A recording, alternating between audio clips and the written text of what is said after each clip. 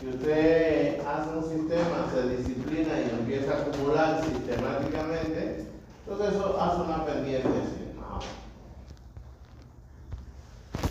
Pero si usted empieza a acumular y en el próximo punto aprovecha el beneficio del anterior, entonces se produce una curva que es aproximadamente así.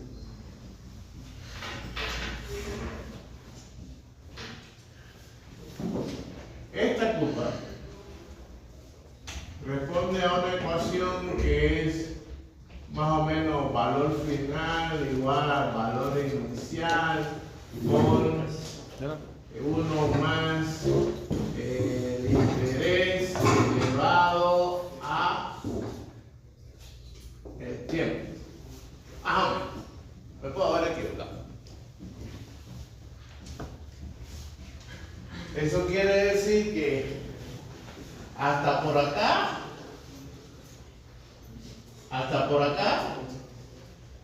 estamos en una zona que se llama la zona de la desesperación.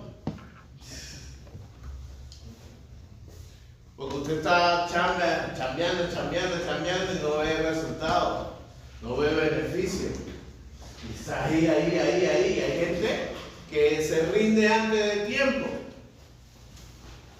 Hay un buscador de oro que compra unos terrenos, unas hectáreas, empieza a excavar y al principio encontró una vetica, invierte todo lo que había ganado y sigue excavando porque su instinto le decía que más abajo debía haber, y cuando bajó unos metros y vio que no, dijo no, ya, tengo que vender todo esto, lo tengo que rematar para quedarme con algo aunque sea.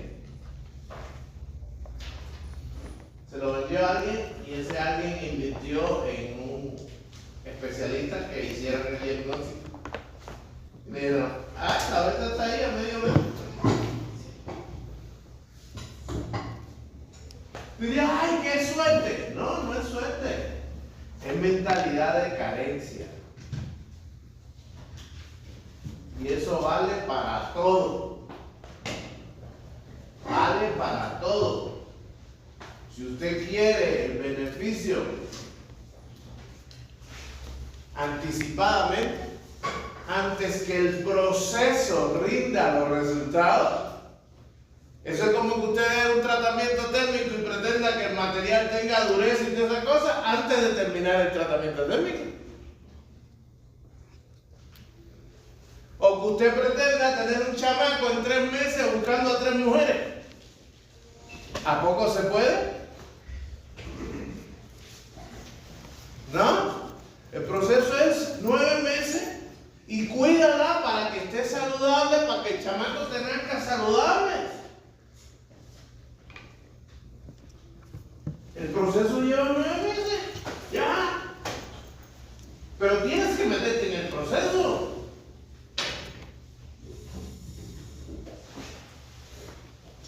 ¿Qué estoy hablando de ciencia? No, estoy hablando de los principios de la naturaleza. Tienes que hacer tu chamba, te tienes que estresar, te tienes que molestar, te tienes que incomodar, pero tienes que hacerla si quieres tener el resultado final. Si tienes que pasar por el dolor, la transformación produce incomodidad, produce dolor, pero hay que pasarla.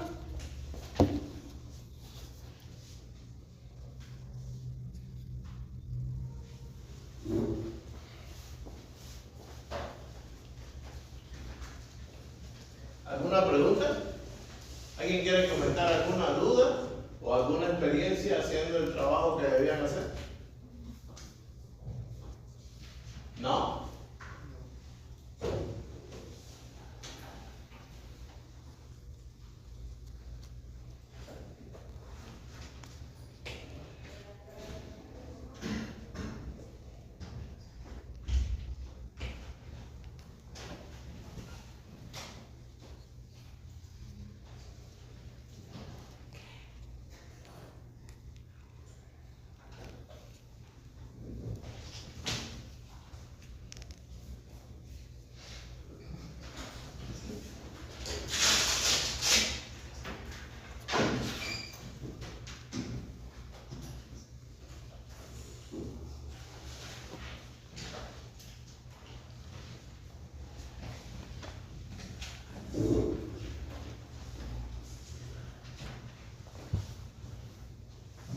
Bueno, habíamos dicho que íbamos a ver varios criterios. Ya vimos el de dimensionamiento, ya lo vimos. Y es algo que siempre hay que hacer. Los libros de texto siempre comienzan con el tema del cálculo a resistencia, el modelo de cálculo a resistencia de un engranaje, de un árbol, de una correa, de lo que sea. Pero antes de que usted haga una validación de la resistencia, usted tiene que tener a lo que va a ser el cálculo a resistencia. Y por eso existe este criterio de dimensionamiento. Bueno, en piezas como esta, como la del árbol, el árbol es una pieza, es un elemento cinemático, pero también es una pieza. Generalmente está constituido de una sola, es decir, no tiene ensamblaje, aunque últimamente se están haciendo varios árboles que son ensamblados, ¿no? Entonces, ¿qué ocurre? Usted lo tiene que dimensionar para la aplicación en el caso particular.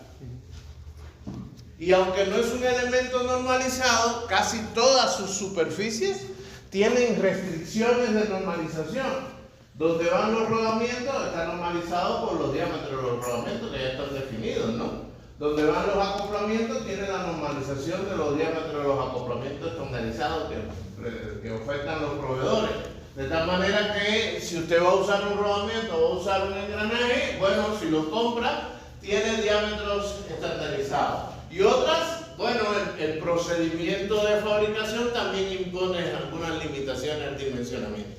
Entonces, por eso es un elemento que como individuo, es decir, como elemento individual, no está normalizado, pero todas sus superficies tienen restricciones dadas por la normalización de los elementos que vas a instalar sobre él. Entonces, eso hay que tener claro. Ahora, lo que no está muy determinado es las longitudes, ¿no?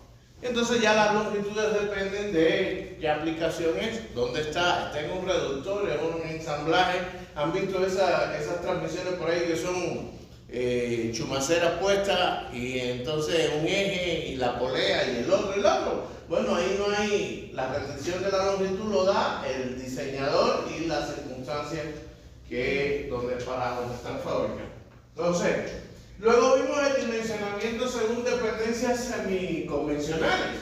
Básicamente estamos viendo, ok, vamos a considerar ahora como prioritario el momento torsor, que en definitiva es la misión del árbol. ¿Para qué se quiere el árbol? Para transmitir un torque. Ahora, como consecuencia del ensamblaje, del tipo de elemento que montas y demás, aparecen fuerzas que producen momentos de flexión. Entonces, dependiendo de la rigidez del árbol, entonces usted va a tener en ocasiones que considerar la flexión. Entonces, estas semiconvencionales son unas que dicen, oye, olvídate de la flexión ahorita. Vamos a calcular todo con respecto al torque, ¿no? Y eso que hace que tú determines ese árbol para su aplicación, cuál es el mínimo diámetro que puede tener, que garantiza que transmite el torque, ¿ya? Que es lo que se presenta en esta ecuación. Esta. ¿Qué está diciendo esta ecuación? Ah, bueno, que para esas condiciones de carga, cuando despejas aquí el diámetro, este diámetro es el diámetro mínimo que puedes ocupar para este torque y este material. ¿Ya? No está considerando a qué distancia están los apoyos, no está teniendo en cuenta la flexión. Ya, ese es el mínimo torque que puedes encontrar, ¿no? El que puede transmitir en condiciones de resistencia. Ahora, este no es el único, porque este es más bien genérico. Hay otro método y uno no es excluyente, ¿no? Son herramientas de trabajo. Imagínense la caja de herramientas del mecánico, ¿no? Ahí están las llaves, está la 17, la 19, la 22, ¿no? Hay algunas que casi nunca la usan, ¿no? La 26, la 28, casi nunca la usas, ¿no? Pero la 14, la 17, la 19, prácticamente si no la tienes, tienes un problema, ¿no? Entonces, bueno, esta es una herramienta más, una que tienes ahí en tu maleta de herramientas. Vimos este ejercicio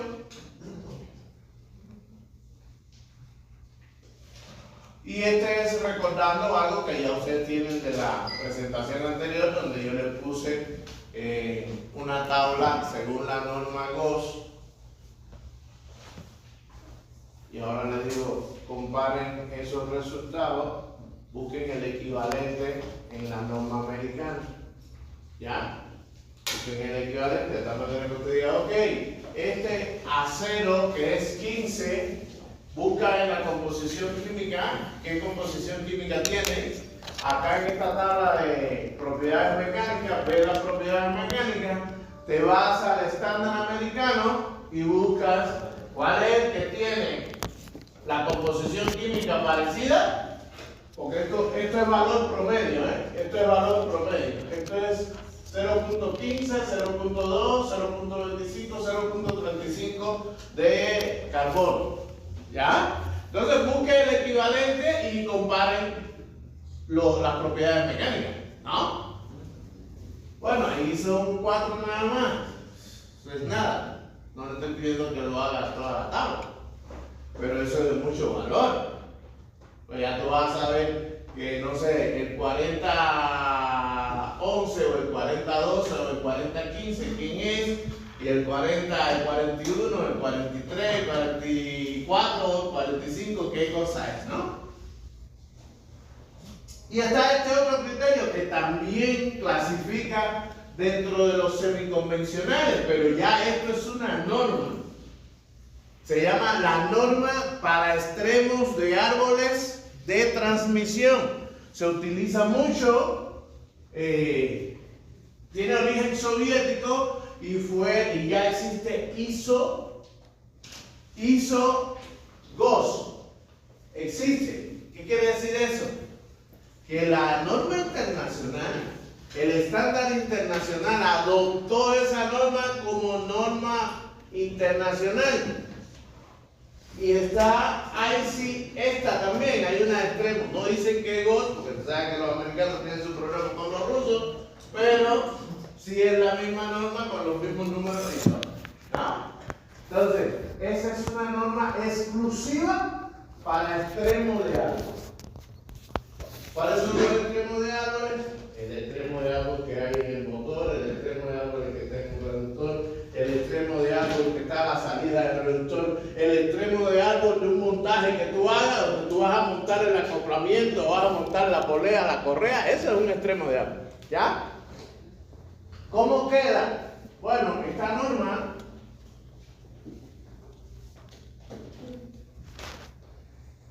es superior en cálculo a la anterior, ¿ya? En el anterior te decía, no, olvídate de la flexión, concéntrate solamente en el torsor. Bueno, esta dice algo parecido. Concéntrate en el torsor, pero ten en cuenta qué tipo de torsor es. Porque acá dice si es un momento torsor constante, si es un momento torsor intermitente o si es un momento torsor alternativo. ¿Saben qué cosa es eso, no? A ver, levanten la mano y quienes saben qué cosas son los regímenes de carga. Wow. Vamos. Acá estoy empachando, De nuevo, el tiempo y por acá voy a poner el momento torsor. Si es un momento torsor constante, entonces es constante, ¿no? Bueno, ese no es constante. Una cosa así, ¿no? Es constante en el tiempo. Si es un momento torsor intermitente, quiere decir que hace esto. Boom, boom.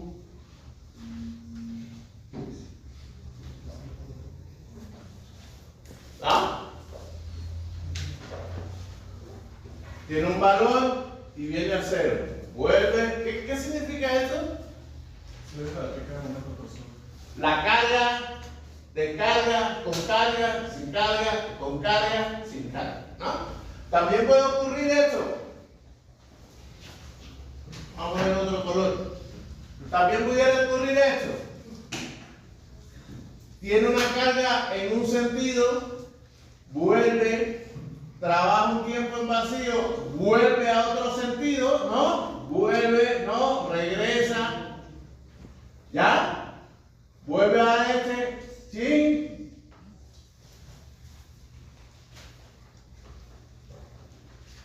Eso no está en ningún catálogo.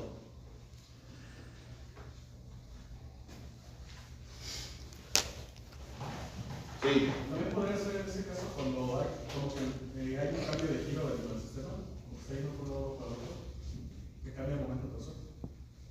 No necesariamente cambia el momento tensor. El momento tensor puede ser el mismo, solamente que cambia de sentido y está para otro lado. Pero físicamente, para cambiar de sentido, tiene que llegar y en un punto pararse, ¿no? Y luego arrancar en sentido contrario. Eso pone en crisis al motor, ¿eh? Pero cuando un motor arranca, hace un pico. ¿Conocen el diagrama tacodinámico de los motores? Hace como una cosa así más o menos. Acá hay un pico, acá hay un pico de corriente, ¿eh? Ahí hay un pico de corriente, aunque el nominal está por acá. ¿Ya? Y acá viene, y estas son las RPM nominales. Y esta es la sincrónica. Acá está la sincrónica. Y este sería, no sé si esto es momento tensor, este sería, o si esto es potencia, aquí tendría la mínima. Y esta por acá arriba es la máxima. ¿Dónde está eso? En el catálogo de los motores. Para el motor ahí está la tabla de corriente máxima y corriente mínima. Ok, esta no es una clase de accionamiento.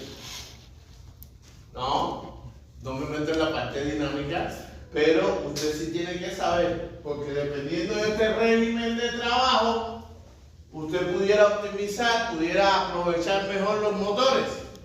Por eso es que un mecanismo que convierta de rotación a oscilación es muy conveniente, porque entonces el motor siempre gira en el mismo sentido, aunque la salida tú lo tienes convenientemente para el lado que te interesa, ¿no?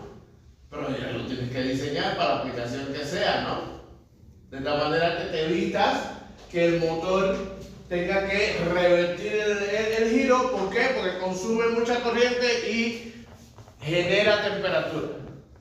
Porque en el intercambio, cada vez que dice, ok, ¡boom!, se metió un máximo y después trabajó un tiempo, pero no suficiente como para que baje la temperatura, y cuando vuelve a invertir, vuelve a meterle otro máximo. Entonces, ¿cómo resuelve eso? Con un motor que tiene un estator así, para que absorba toda esa temperatura durante el tiempo de trabajo que tú quieres que haga. Entonces, cuando entiendes la operatoria, ¿no? Cómo es la carga, entonces tú te puedes dar cuenta que, bueno, si eso lo hace una vez cada 3 horas, eso quiere decir que cada 3 horas hay un momento en que va a trabajar por acá. No necesariamente necesito un motor más grande. Lo que necesito es a ese motor a lo mejor aumentarle el enfriamiento. ¿Ya? ¿Ven que hay motores que no tienen las paletas atrás para enfriarse? En los gráficos normalmente no se ven, ¿no? Pero cuando usted ve un motor, este es como un esquema cinemático, ¿no? Aquí está la pata, aquí está la tapa frontal y está la tapa trasera. Acá tienes unos nervios así, ¿ya? ¿Se ubican? Entonces por acá sí más o menos está la cajita donde están los datos, ¿no? Y los bordes.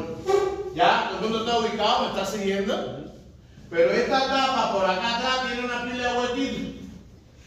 Y acá, aquí en el medio lo que hay es un ventilador que está en la punta del eje trasero. Ese ventilador lo que succiona aire en medio y hace pasar el aire entre las aletas. Esas aletas hacen esto así. Entonces el aire fluye entre las aletas. Por acá pasa el aire. Y todo eso lo que hace es aumentar el enfriamiento del destator. Entonces, en ocasiones, en algunos tamaños ya viene el default. Pero en otros tamaños usted puede ponerle un ventilador en el extremo de salida, ponerle un ventilador para que ese ventilador aumente el enfriamiento, ¿no? Bueno, me fui un poquito de los árboles, pero ¿no? Entonces fíjense que ahí hay regímenes de carga. ¿Ya? No está en ninguna máquina, oye, esta máquina trabaja con más cual régimen ni nada. Eso solo tienes que identificar tú, tienes que preguntar el flujo tecnológico, cómo es, cómo quiere el cliente, cómo quiere que trabaje la máquina, cuál es la demanda. Claro, eso no hay muchas modificaciones. Por ejemplo, todo el mundo sabe que un transportador va para adelante y va para adelante. A lo mejor para cada una hora. O para 3, 4 veces por hora, dependiendo de qué, del flujo tecnológico que está alimentando, ¿no? Si está en un lugar donde lo que está es moviendo una carga empaquetada, son cajas o paquetes, bueno, a lo mejor para o lo paran porque se acumuló, hay atasco, ¿no? Se acumuló y entonces eso lo estudias cuando estás allí y ves el proceso. Normalmente eso ni está registrado. Yo no recuerdo haber visto en ningún trabajo eso de documento de la máquina. Es como una historia clínica de la máquina que lo usan los mantenedores. Entonces tú llegas ahí y te dicen, oye, espérate, hace 3 años pasó por aquí el ingeniero Calixto y sugirió cambiar los rodamientos y sugirió cambiar el aceite de este por este otro, según no sé, eso lo deben tener. Bueno, normalmente la pequeña y mediana empresa no guarda eso, o no lo tiene. Una gran empresa, sí, porque hay una estructura donde hay un departamento de mantenimiento, hay una división que se dedica al diagnóstico y entonces tienen todo un historial para saber, oye, esto que está puesto aquí desde el año 16 y ahora, ¿qué le hacemos? ¿Qué pasó, no? Oye, ¿por qué se rompe tanto ahora si está el 16 y en el historial 3 años antes no pasaba? ¿A partir de cuándo empezó a pasar, no? Entonces, este criterio tiene, uno, tiene en cuenta el régimen de carga. 2, tiene en cuenta de qué materiales va a ser el extremo del árbol, ¿no? De qué material va a ser el árbol, ¿no? Fíjense que es un rango de materiales, ¿no? Desde 500 hasta 850 del límite de rotura a la tracción, ¿ya? Y entonces además tiene en cuenta, ok, ese extremo de árbol tiene una carga en voladizo. ¿Saben lo que es una carga en voladizo? ¿Sí o no? No. A ver, si yo tengo este elemento así y pongo una carga así, ¿qué es? ¿Qué es?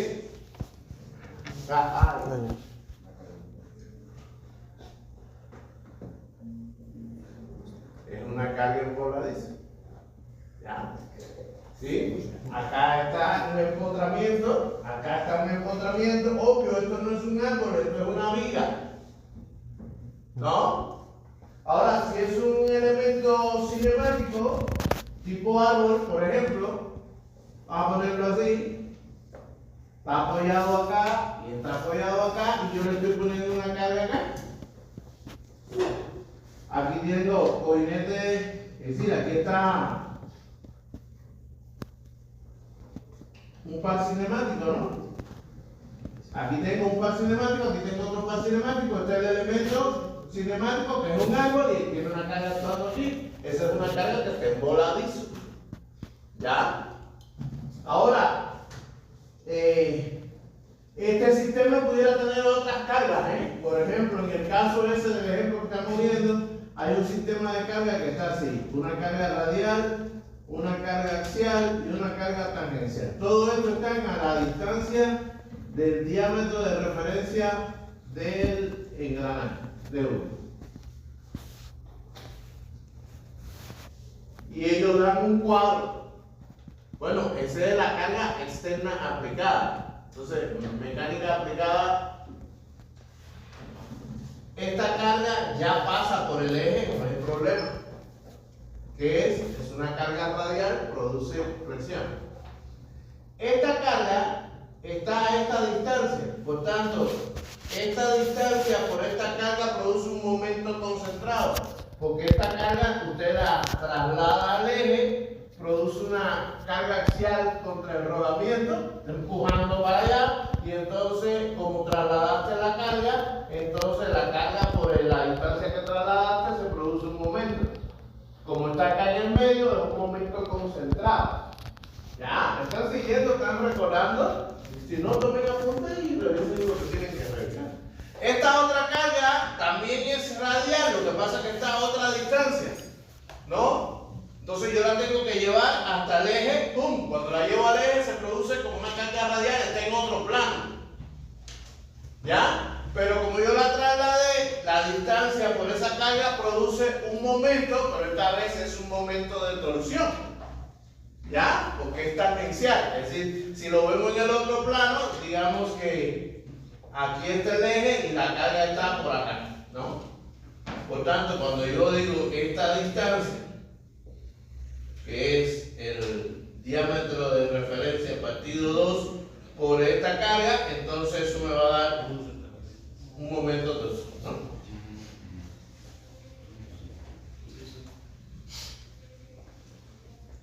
Bueno, eso lo tienen que leer ustedes en la máquina.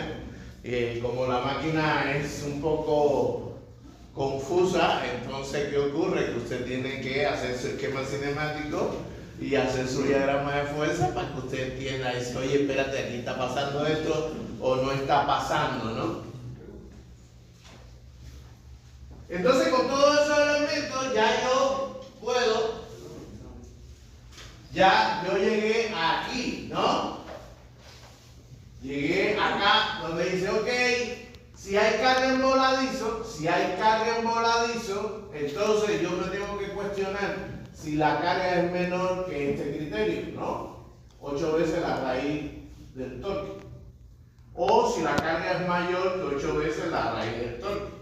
Pero fíjense que esa condición solamente la analiza para carga que sea o constante o carga que sea intermitente. Para carga que sean alternativas, no. ¿Ya? Bueno, lo más general es que la carga sea, el torque sea constante. Eso es lo más general. Pero en algunas aplicaciones puede tener un torque intermitente. ¿Ya? Un sistema que los tipos molinos, los molinos que tienen una alimentación periódica, entonces cuando cae toda la carga que tiene que moler, eso empieza a moler, terminó de molerlo, o en la medida que va moliendo va haciendo menos fuerza, hasta que ya se quedó en vacío, trabajó en vacío un rato, no es que se paró la máquina, no, sigue trabajando, pero está en vacío, no hay torque, está en vacío, muy bien, y le echan otro poco y vuelve a moler, ahí tienes una carga que el torque sube, baja, se queda el torque no cero, porque siempre hay resistencia, pero casi cero. Pero eso usted lo tiene que identificar. Ninguna máquina te dice, ay, esta es una máquina que trabaja a torque intermitente, o la magnitud del torque de esta máquina es tanto. Eso no existe, eso lo tienes que calcular tú.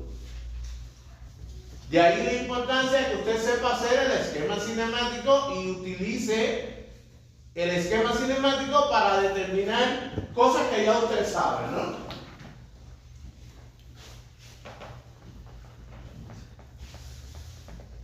Entonces,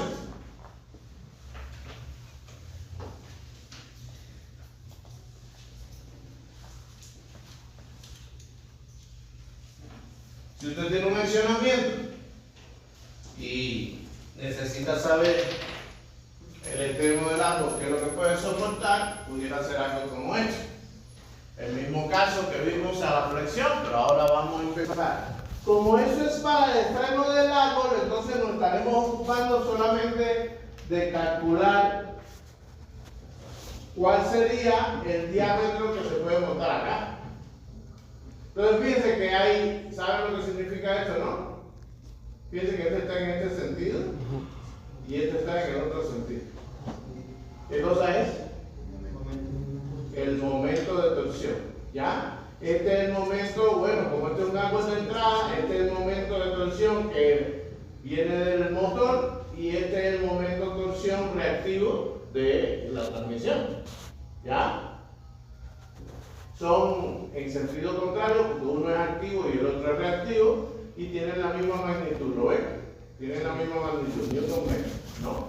Entonces, ¿qué ocurre? Que vamos a hacer el cálculo para este con este criterio de Lagos, ¿no? Fíjense que esa norma agarró gran vuelo en el año 85, pero no era la primera edición, era como la segunda o la tercera edición de esa norma. Pero en el 85 o en el 86, 87 por ahí, la adoptaron los alemanes y también la adoptaron los americanos.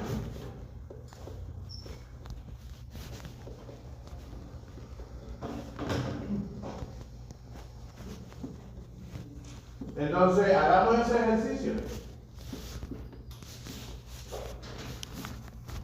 Esa carga en voladizo en ese esquema, ¿a qué corresponde?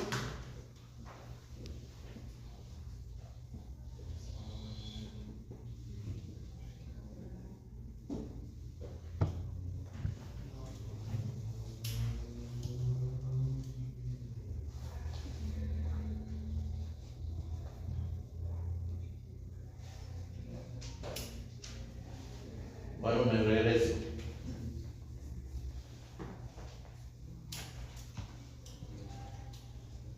Dimensionar el diámetro del árbol de entrada del reductor que se muestra aplicando el criterio de Gauss.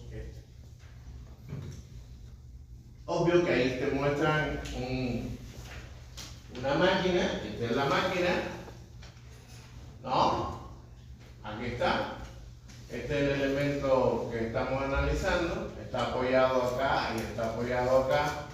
Acá en el medio está un piñón que tiene diente helicoidal, por tanto, por eso produce toda esta carga. Aquí ya todo está representado, ya se trasladaron la carga y cada carga está. Fíjense que esta carga radial que produce el momento torsor, esta carga radial está en el mismo plano que la carga axial.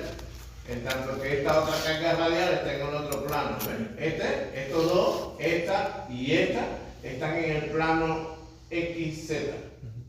Sin embargo, esta está en el plano YZ. ¿Ya? Entonces va a tener flexión en los dos planos y además va a tener la torsión. Pero este criterio no tiene en cuenta la flexión esa. Solamente tiene en cuenta el efecto de la carga en voladizo en el extremo, que también produce flexión. ¿Estamos de acuerdo? ¿No? Porque esta carga que está aplicada aquí produce una flexión de tal manera que aumenta la tensión acá en este rodamiento, ¿no?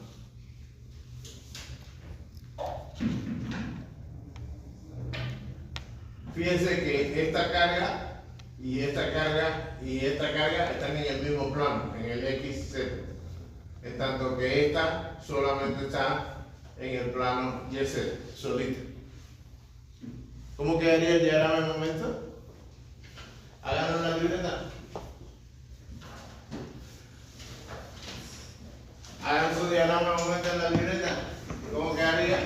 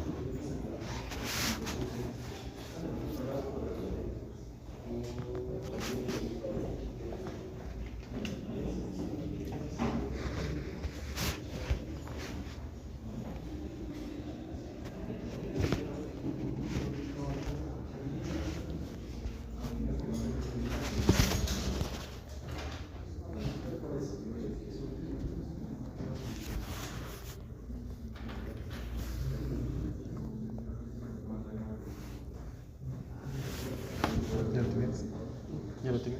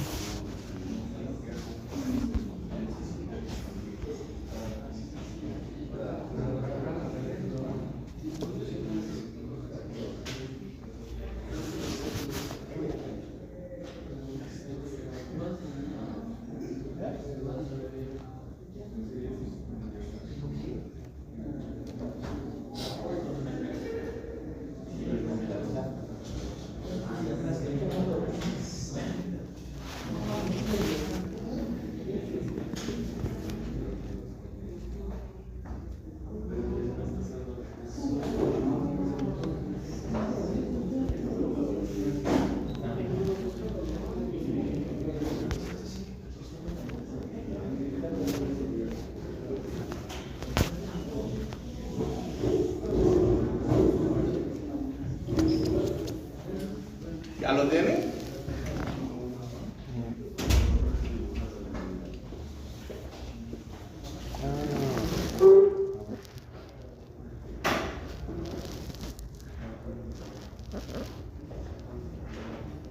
¿Cómo se hace?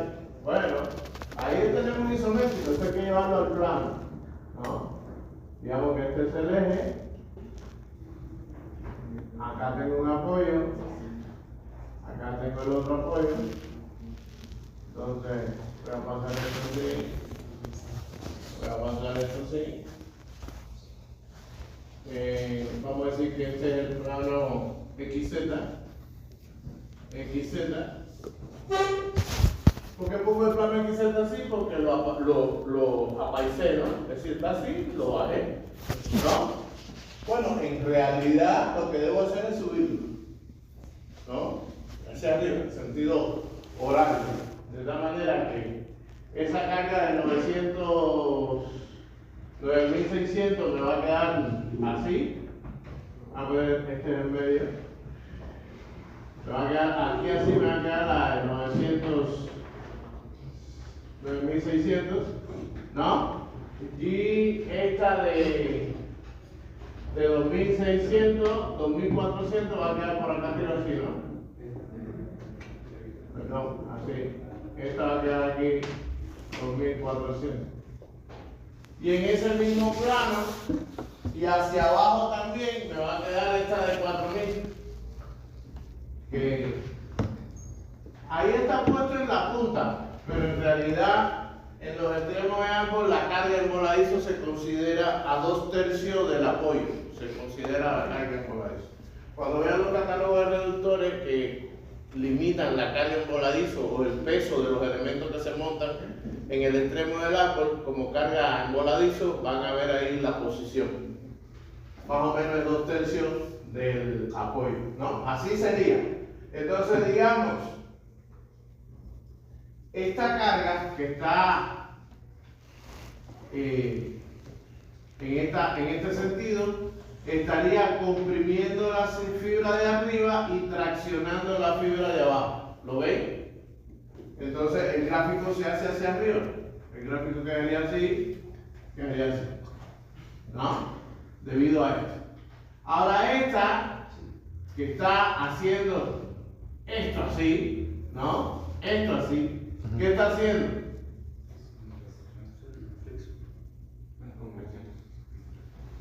Pero en un momento concentrado. Como hace esto, está así. A ver, como este momento va a ser así, ¿no? Tiene que tener una reacción acá que se oponga a este y otra reacción acá. ¿Y esta qué hace? Cuando esta actúa, comprime aquí abajo, y cuando esta actúa, comprime aquí arriba. De tal manera que el momento concentrado va a quedar así y va a quedar así. ¿Ya? Ahora, como resultante de eso, que voy a tener este más este se sumen y a este se le resta este. Entonces me va a quedar una resultante que va a ser aproximadamente la suma de estos dos. Esto me va a quedar, digamos, una cosa así.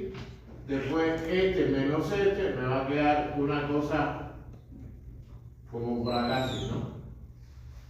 Ahora, ¿qué ocurre? Que este comprime esta de aquí abajo. ¿Lo ven? El gráfico de este tendría que quedar. El gráfico de este tendría que quedar, digamos, que así. Y entonces, bueno, este tiene una magnitud y este tiene 0, de tal manera que esta resultante en realidad nos va a quedar de esta manera. Así nos va a quedar la resultante.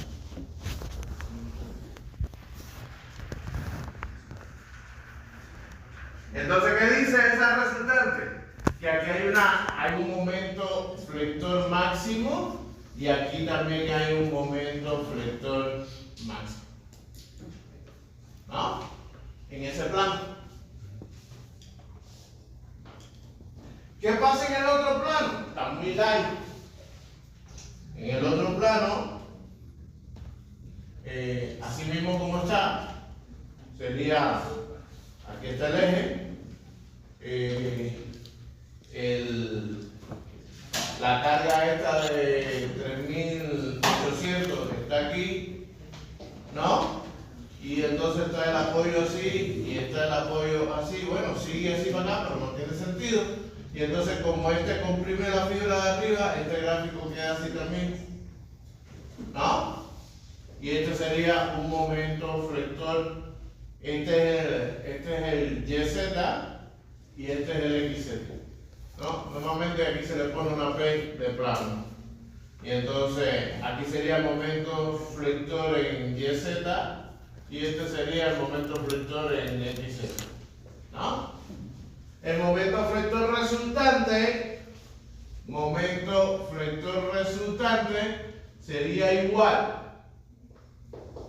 a la raíz cuadrada del momento flector en XZ al cuadrado más el momento flector en YZ al cuadrado, ¿no? Ese es el momento flector resultante. El esfuerzo debido a ese momento flector, bueno, hay que ver, porque este momento flector resultante estoy considerando acá y acá. Ahí tengo un momento flector resultante, pero acá tengo un momento flector que solamente tengo un plano. Ahora, habría que analizar cuál de los dos puntos es más complicado o más peligroso, porque miren, esto está fabricado en una sola pieza. Esto está fabricado en una sola pieza.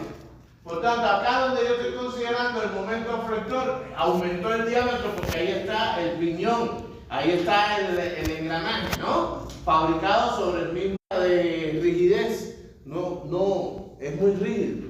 Es característico de los reductores, que el sistema de apoyo hace que el árbol sea muy rígido. Entonces, ¿ya? Eso es un speech de resistencia material, ¿no? Ahora seguimos con el diseño. Yo necesito leer todo eso primero antes de ponerme a definir, ¿no? Bien sea que yo vaya a comprobar o bien sea que yo me encuentre un reductor con ese árbol piñón destrozado. Es muy común. Es muy común. En una práctica, bueno, se llamaba,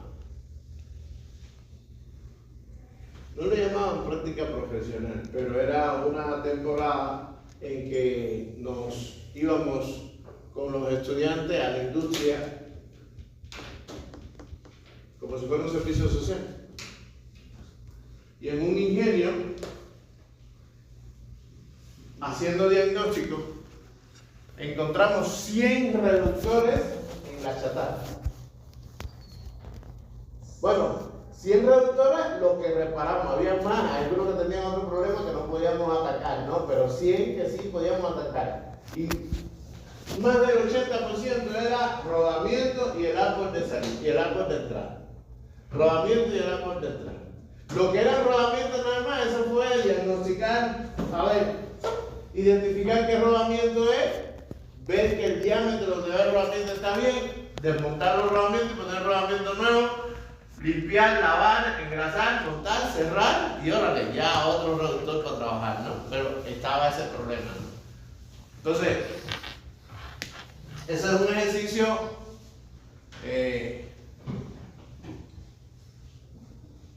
veras que ustedes están en mi presentación o están viendo pornografía.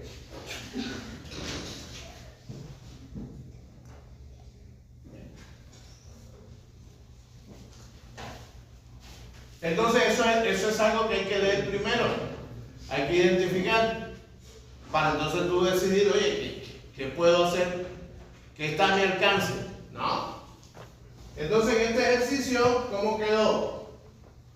Una vez que ya yo sé que esa carga pudiera ser de la polea que yo puse en el extremo, ¿no? Porque puse en el extremo del agua puse una polea, la polea lleva una tensión inicial, ¿no? Y como la polea lleva una tensión inicial, pudiera dar lugar a esa magnitud de 4000 newton. ¿Ya? Y entonces, bueno, voy a aplicar ese criterio del cálculo del extremo del agua. ¿Cómo sería? Bueno, este es el acero que tengo, es un acero con 0.35% de carbono. Por tanto, está entre 500 y 850.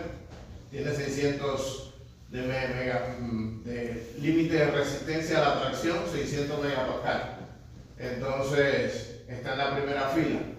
Luego, como hay carga en voladizo, entonces estoy del otro lado del lado, ¿no? Como tengo carga en voladizo, estoy en este cuadro. Ahora, ¿cuál es? ¿Este o este? ¿No? Bueno, vamos a definir otra cosa. Vamos a adoptar que es una carga constante. Como está a la entrada del reductor y no tengo más información, lo voy a tomar como una carga constante, ¿no? Carga constante. ¿Ok? Y luego tengo que ver de qué lado queda. Entonces hago el cálculo y comparo con el momento torsor, ¿no? 4000 es mayor que 192, entonces me quedo del otro lado y entonces como es carga constante me agarro el coeficiente que es 2,8, ¿no? Entonces fíjense que la expresión es muy sencilla. El diámetro del extremo es mayor o igual a raíz cúbica de el momento torsor en el extremo del árbol, ¿no? Dividido entre la K, no de Calisto, sino de cálculo, ¿no? K de cálculo, no vaya a ser que no es K de Calisto, no, K de cálculo, ¿no? ¿Ya? Ahí ese momento torsor hay que introducirlo en newton milímetro, ¿ya? Para que entonces el newton milímetro me dé milímetro acá, ¿no? Y entonces me da, fíjense que este dio 59.03. Tenían en cuenta que el diámetro mínimo dio más grande que el diámetro mínimo del otro ejercicio que fue a torsión pura, pero sin tener en cuenta las demás cosas, ¿no? Ok, 59, bueno, el 59 no existe como número preferido, ¿no? Lo que hay es 60.